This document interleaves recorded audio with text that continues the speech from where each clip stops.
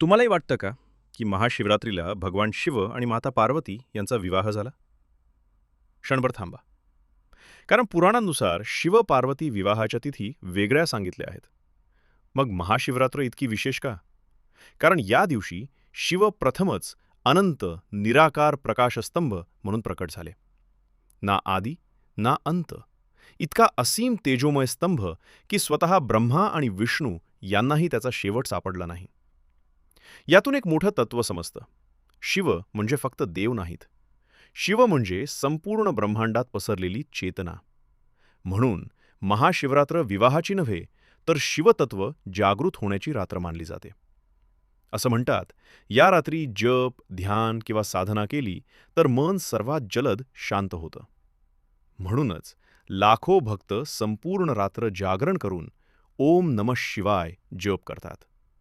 हर हर Mahadev.